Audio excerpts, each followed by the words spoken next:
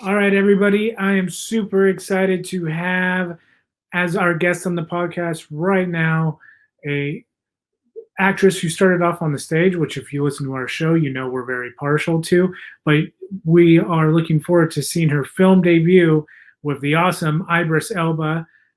She plays his wife in the film Concrete Cowboys. Let me welcome Miss Liz Priestley. How are you doing, ma'am? I'm great. I'm great. How are you doing? Doing good. You started off on stage, which I got my first degree before I went to film school. I got degree in theater, so I have a complete appreciation for. But Nice. this film that you are breaking into the film scene with, I mean, I don't know if you could have picked. I mean, top five, probably top three, like actors right now. I mean, he's coming off of like the coolest Fast and the Furious villain with I know, right? I know, right?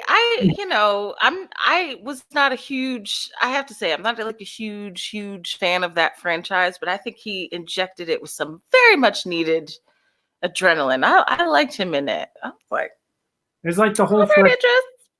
It's like the whole Yeah, the fresh take, man. Like yeah, we've we've seen Diesel like do his thing like 30 different times, 30 different ways, yeah, but yeah. now we got like now we're dealing with like Marvel superhero status. Okay, okay. I know. I have a soft spot for Vin Diesel because we share a birthday, different years, but same day. So I like him a lot. But I agree with you. We have seen him do his thing many times. And the same with The Rock. I love The Rock. Love him. But we've seen him do that many times. So it was kind of nice to see them face off against Idris Elba.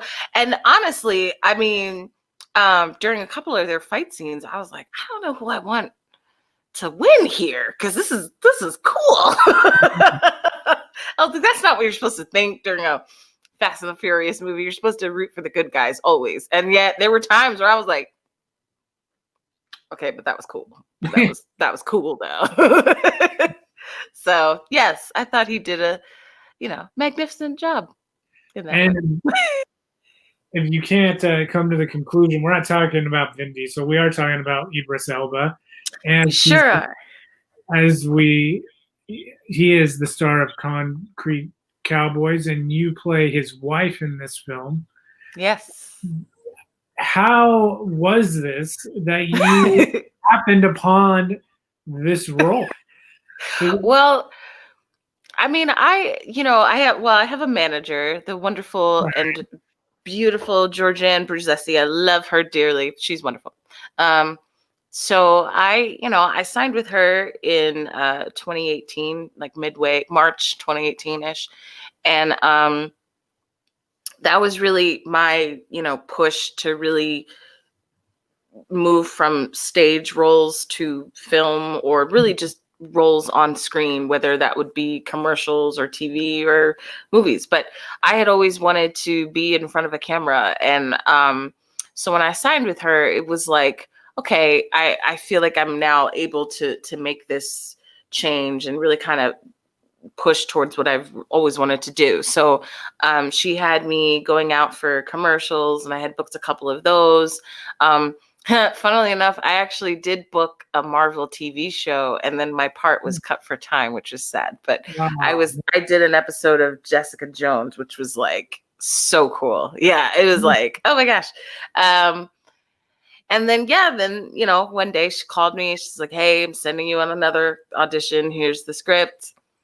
And I don't know if she knew at the time that Idris Elba was attached to this movie. I'm not sure if she really knew. And if she did, she was very wise not to tell me because I remember, like, when I got the script, I remember I looked at it and it said, first of all, they had sent me like 4 scenes, which is really unusual because most of my auditions are like a sentence. Yeah, I mean, I'm based in Philly, but I've been to New York and gone all the way up there to go in and say, "What do you mean he was in the kitchen?" Thank you. And then that's it. And you go and you're like, wow, 2 hours in the car, that was Well, worth yeah, it, yeah. So, and in fact, the Jessica Jones audition was like that. It was one sentence and they had me do it like 3 times and I got the part. But um, so this was different. They sent 4 scenes and I, it said in the script something about, um, my ex-husband is a cowboy in Philadelphia, something like that, like in the script somewhere. Mhm. And then in like the back of my head, I remember like seeing on the news something about like Idris Elba being in Philadelphia learning to ride horses for a movie, but I didn't put the two together. And like I said, my manager didn't tell me. Um, so I auditioned, I went in there and I did it.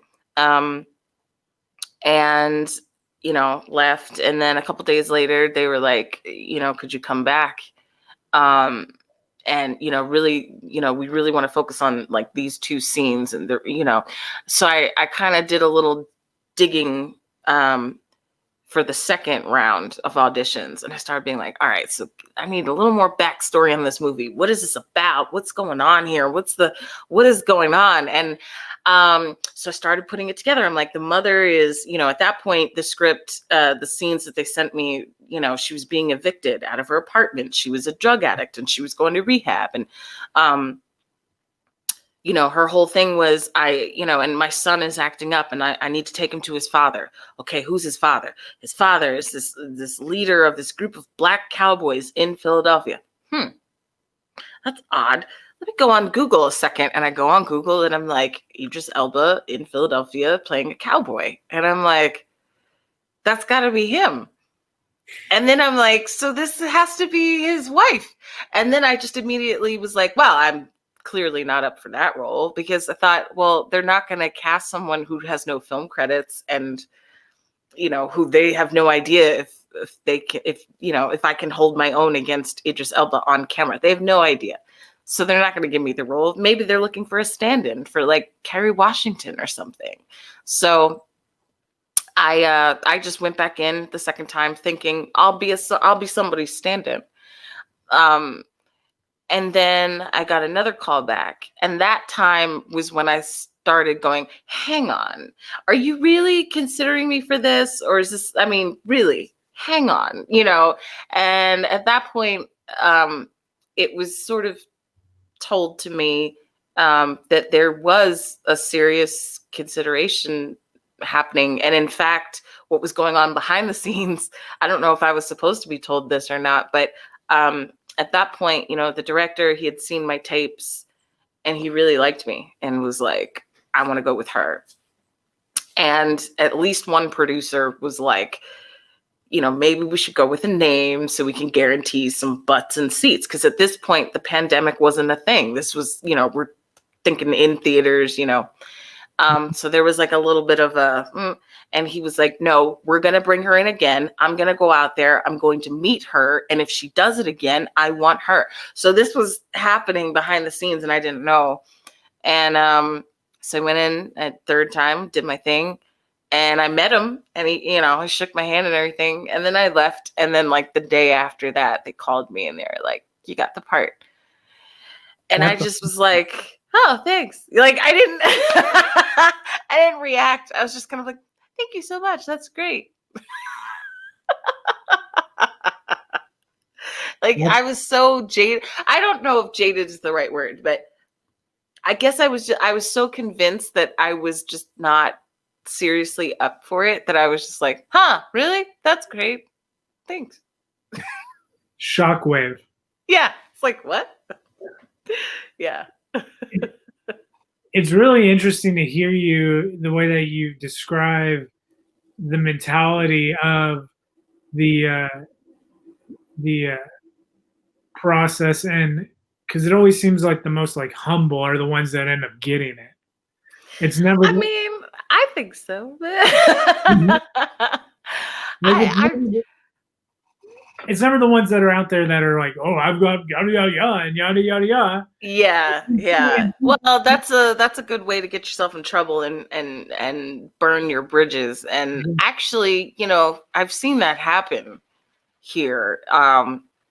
Philly is, we don't have a lot of films happening in here. So this is partly why, Concrete Cowboys is so exciting, but there's a lot of theater here. And I can say in the last 10 years of doing theater here, I've seen a few actors really trip up by, they get that little bit of taste of success and then they let it, go to their heads. And then before long, they have no work in the city because people don't want to work with them because they're like, no, I've heard about you.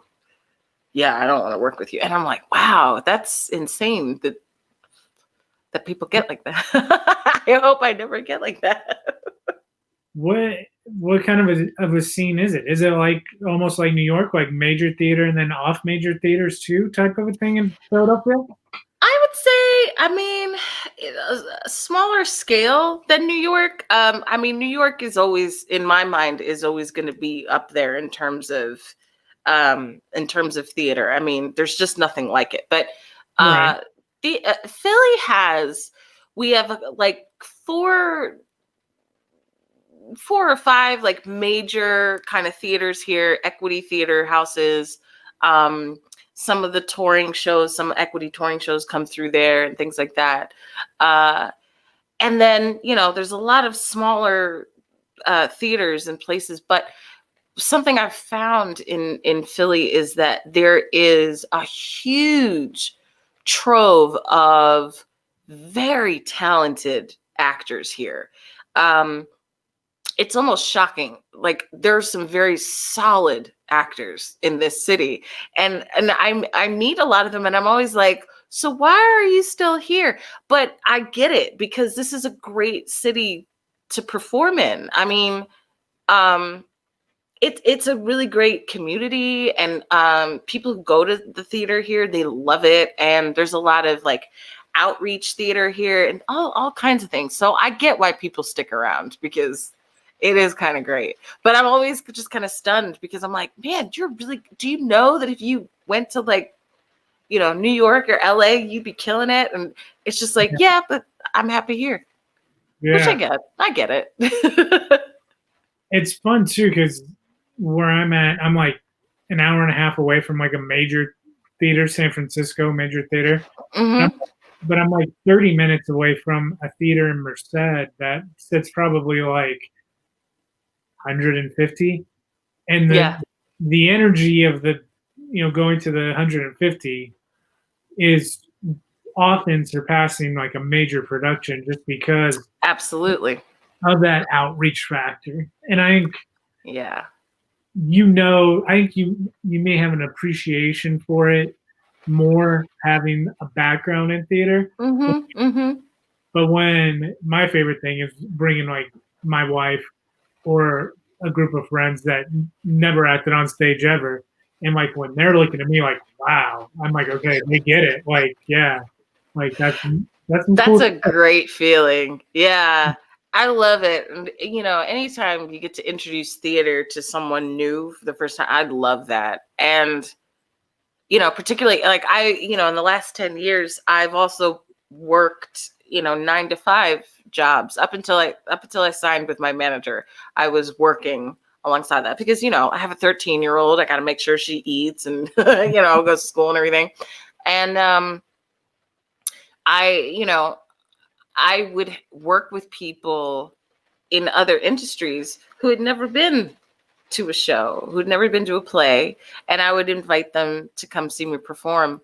And it was always so great because then they became appreciative of that world, and it was so new to them, and I love watching people like learn about that world. And then it was cool because they had only ever seen me as like a receptionist or like, I don't know, the front desk at the gym or like the barista in the coffee house or whatever. And then all of a sudden I'm on stage with an African accent and my head is shaved and I'm like throwing pots and pans and stuff. And they're like, what? Like, I love that. I love it because to them, it's like, oh my goodness, you get to pretend to be a whole different person and you memorize lines and like, you just act with different, like, this is so cool. And I'm like, it is cool. It is cool. And it's fun to talk about,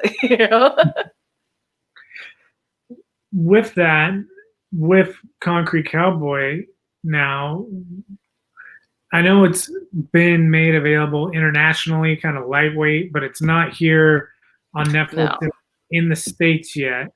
Right. So tell us like, what is the premise of this thing? What are we in for? Yeah, it's a really cool premise actually, because at its heart, it's a father-son story. Like I said, I play the mom. I'm my 15-year-old son, who's played by Caleb McLaughlin of Stranger Things fame. Yeah, he's awesome. He is awesome. He's acting up in school. He's gotten kicked out of something like his third school in a year or something like that. So, and actually, my character changed a bit from the audition stage to what is in the movie. But basically, I'm no longer a drug addict and all of that.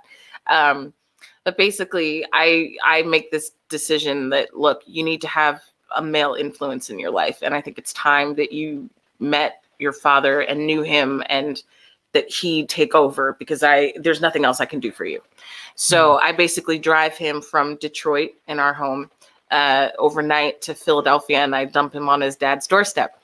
But what he doesn't know is that his dad is this leader of a group of Black cowboys in the city of Philadelphia. So he thinks he's going to Philly, to slum it with his dad. And he ends up, I think the clip is online. He ends up, walking into his house and there's a horse in there. And, he's like, what?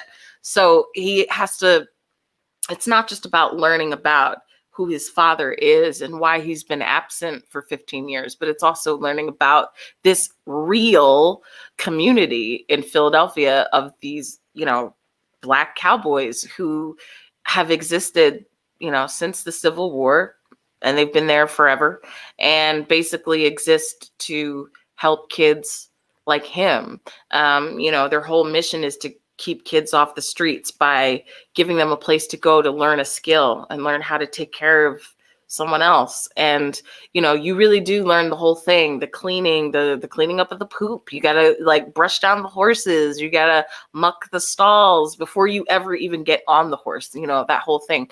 So it's this father-son story, but it's set against this backdrop of a real community in Philadelphia. And so I'm excited because, I didn't know about this community until I got cast and I live here. So I was like, now, if I don't know about it and I live here, that means people definitely don't know about it.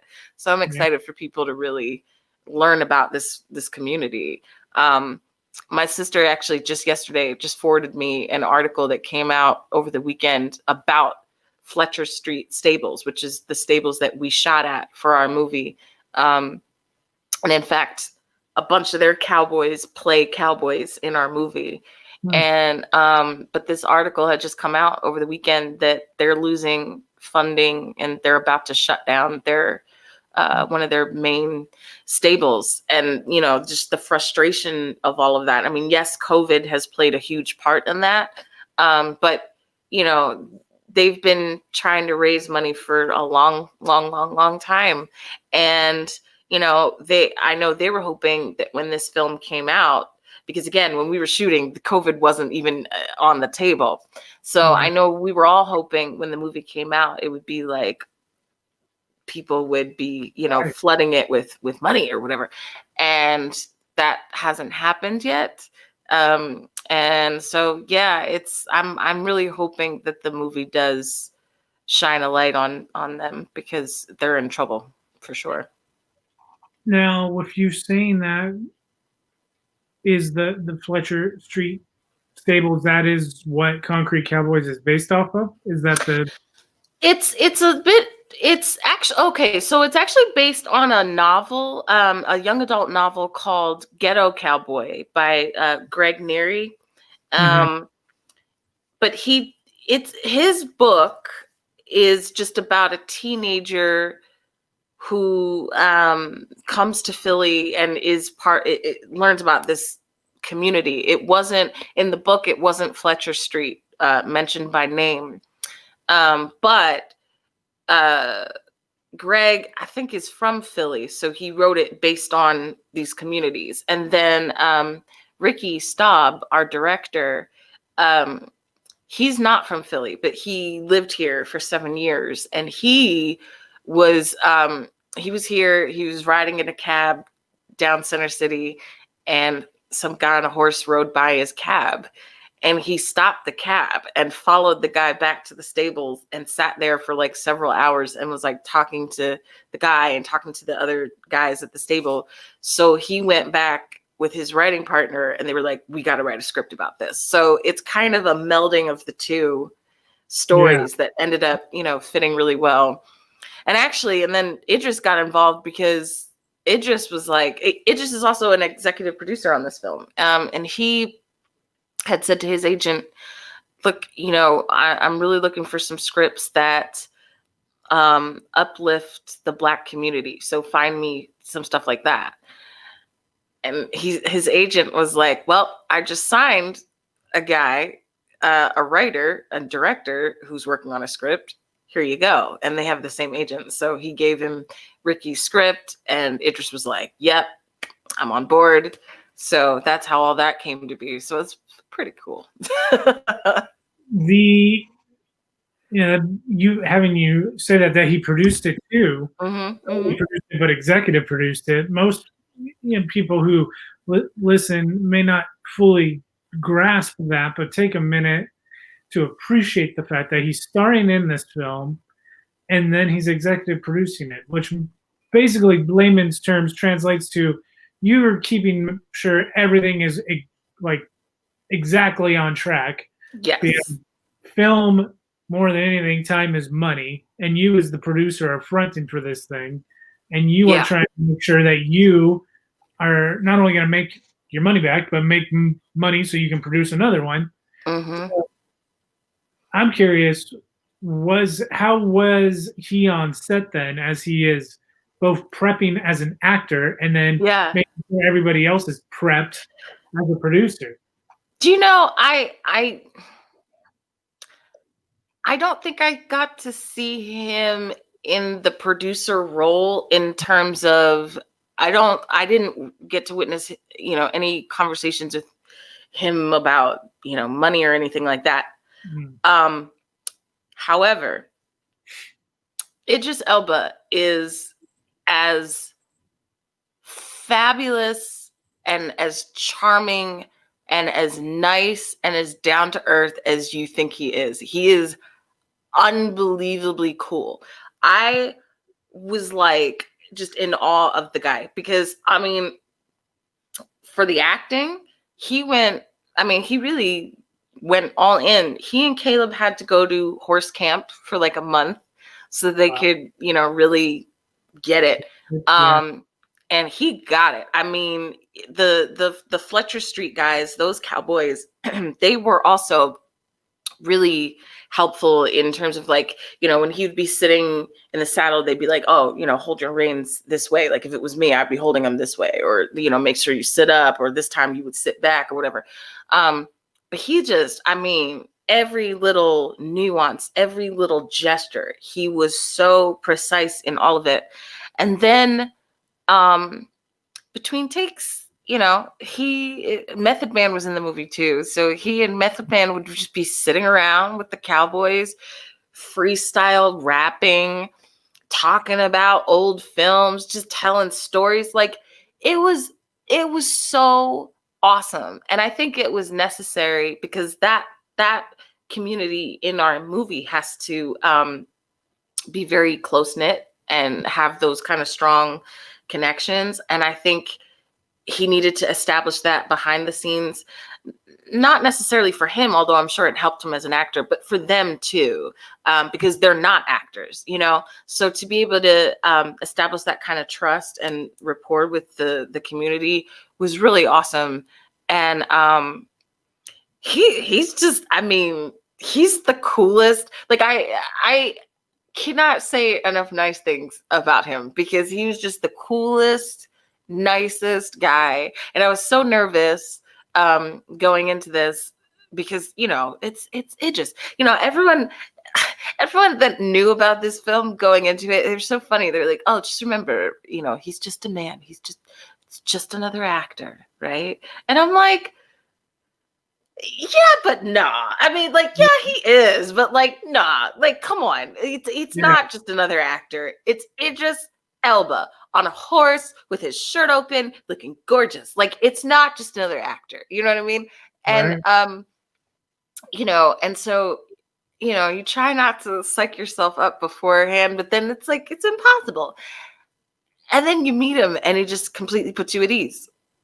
And I didn't expect that. I thought I would get more nervous as the day, you know, went on, but he just put me at ease. He's so great. He's really cool. And I know Philly really loved him when he was here. Yeah. Yeah. It's it's funny to hear you describe that process because I have gone through that same process and had that exact same conversation with a friend, Mm, moderating at a local convention, hosting, you know, live podcasts and such.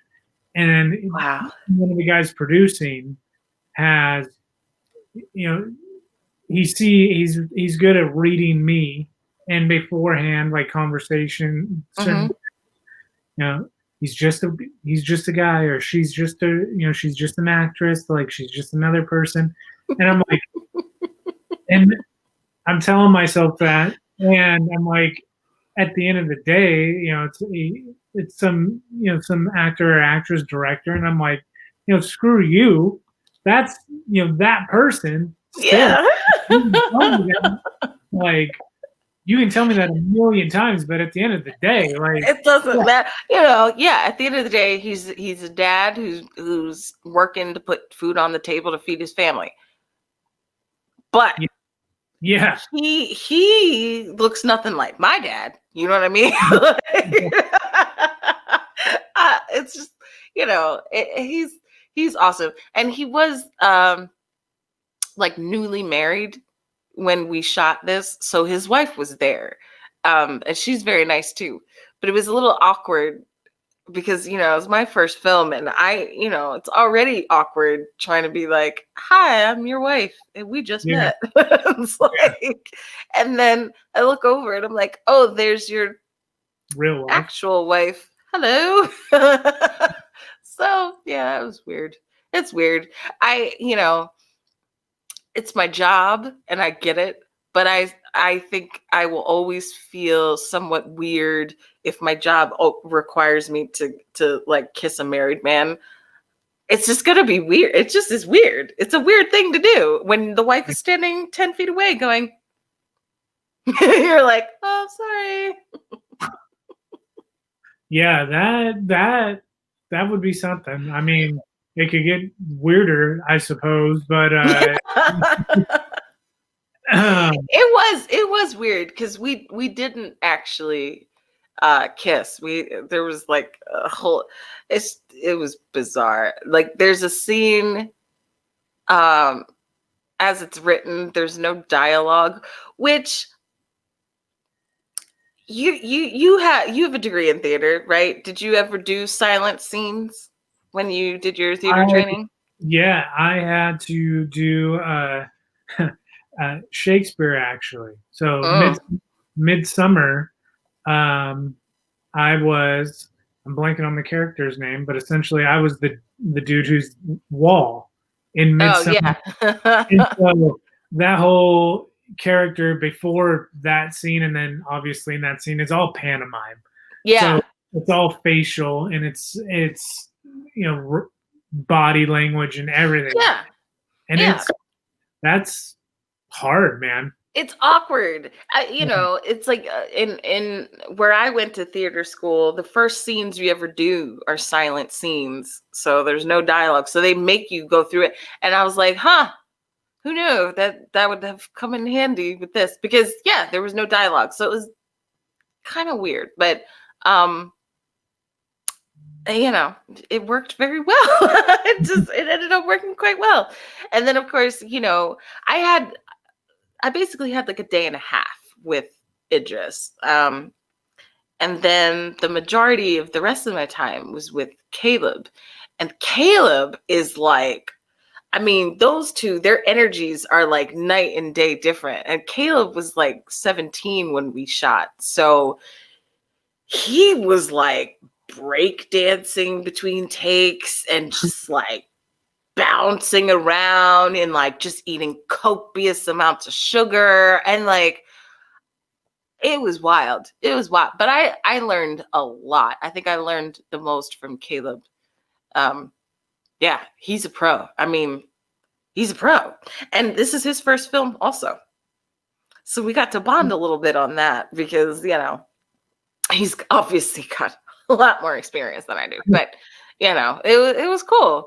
It was really cool. He was so nice. He was so very nice. Everybody on this film was very nice to me. You know, as someone coming in that I was, you know, I had to remind people sometimes like, oh, I've never done this. No, I've only done the stage stuff, you know, and they would throw terms at me sometimes where I'd be like, I'm sorry, what is that? And they'd be like, oh, right, you haven't done this before. Like, yeah, no, I haven't, you know. But it was cool. They were very nice. They were very patient with me, which is nice. How was that transition for you? It's different. Everyone I've asked, Different worlds. but how was Yeah. it? It's a different world completely. I mean, you know, on stage, it's like you get there at 7:30, your play is on at 8, you barrel through for 2 hours and then you're done and you go home and you decompress, right? And on film, it's like you're called to set at noon, but you're not in front of a camera until 4:30. So you're sitting in a trailer for 4.5 hours going, like, what do I do with myself? You know? And then you may get in front of the camera at 4:30 and you may run the scene 10, 12, 13, 15 times. And I love that. I absolutely love it. I know I've heard some actors that process throws them off when they come from theater.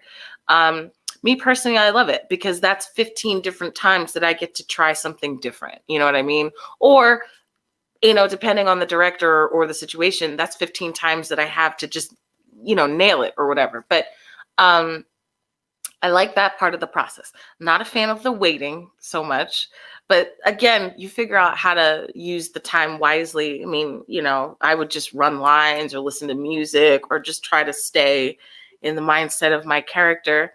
And I mean, I liked it. I mean, film sets are fun. Craft services, what? That's amazing. Production assistants who are just like, let me drive you places. What? It's great. It's great. Yeah, it's an adjustment when you have to sit around and wait for hours. And it's a long day.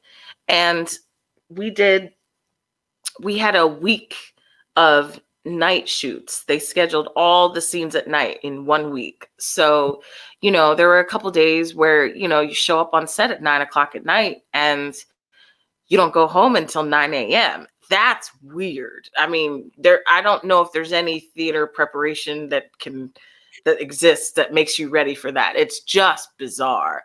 But I liked it. It was exciting. It was fun.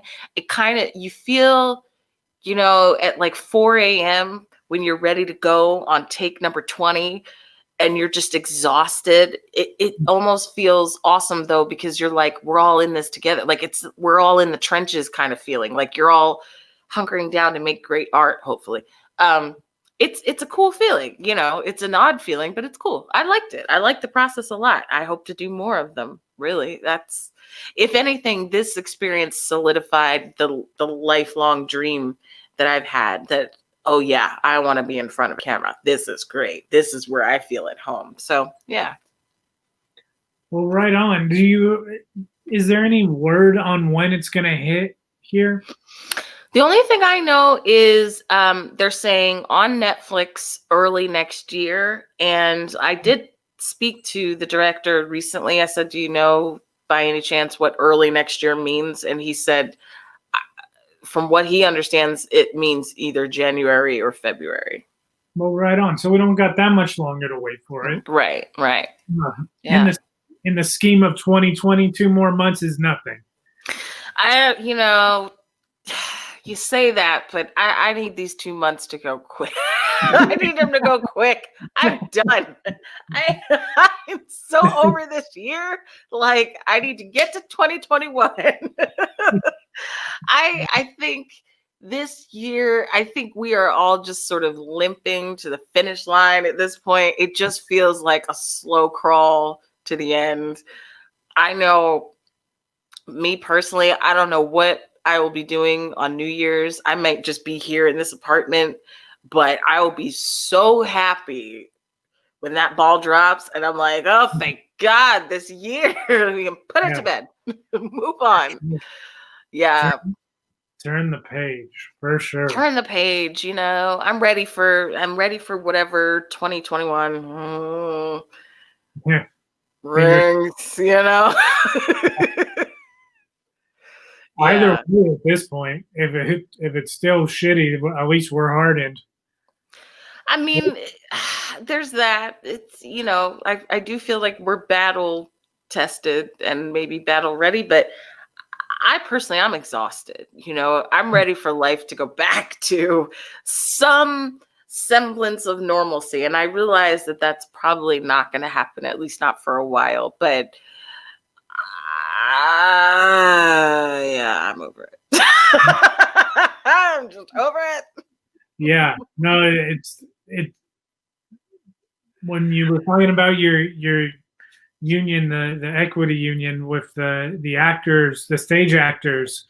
I have a lot of friends in the theme park industry that some of them are finally getting called back to work, but that whole thing, man, it's like it's surprising how much this industry took a hit, and every industry did, and I feel even bad even complaining, saying, oh my gosh, I can't make movies. It's like, oh my gosh, you can't make movies. Like, in the grand scheme of things, it's like, but it's you can't see it because it's all behind the camera, but I have all this, equipment, because I have to now audition at home, and I have to do everything here. And that's after auditions started picking up in like the last month or two. You know what I mean? It's just, and it's so funny. I'm doing these podcasts and people are like, so what do you have coming up next? And I'm like, nothing. I got nothing. I got nothing. Because for a little while, there was nothing doing. And right. And it seems like every production that I hear of that opens back up and starts filming, then like a couple weeks later, they're shutting back down. Right. So it seems like there's no real permanent solution to this either. But it's really disheartening because, like I said, when we were shooting this, it was so funny when we were shooting this movie. And people were saying to me, oh my gosh, aren't you so excited? Your parents are going to be able to walk into a theater and see your face up there. Your face is going to be, 10 feet of the side of your face on a screen, And I jokingly was like, oh my gosh, well, knowing my luck, I'll probably end up on Netflix or something. Wow. I have text messages where I have said this on several occasions. I'll probably end up on Netflix. And I'm ending up on Netflix. And I'm fine with it. But it's just like, boy, did I jinx myself a little bit. So.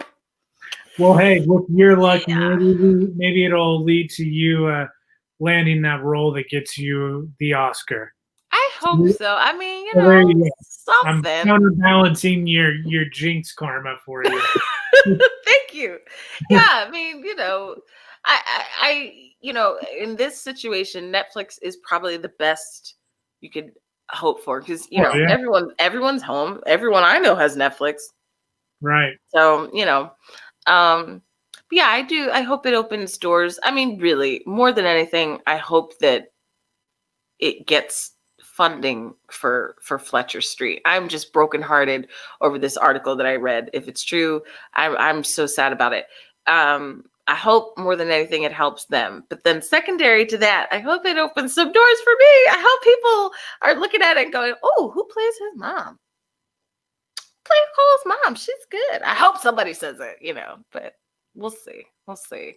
It's been a long, kind of frustrating road, but I don't want to complain. I have a movie coming out on Netflix. Like, Yeah. what's to complain about?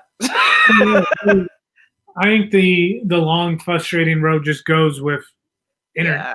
form of entertainment industry. Mm-hmm. But as long as the road gets a little less bumpy along the way, then it makes it worth it. That's the hope. I mean, see what happens. I really can't complain. I am, I have my health, I have my life. I'm able to sit here and do podcast interviews and not have to stress about, working a 9 to 5. Like I really can't complain. So, if nothing else, I will always have the memory of standing in front of Idris Elba and just like getting to touch him and just like bask in his presence for like a half a day. It was wonderful. And yeah, I mean, it was awesome. If nothing else happens, I'll be like, I'll always have Idris and a horse.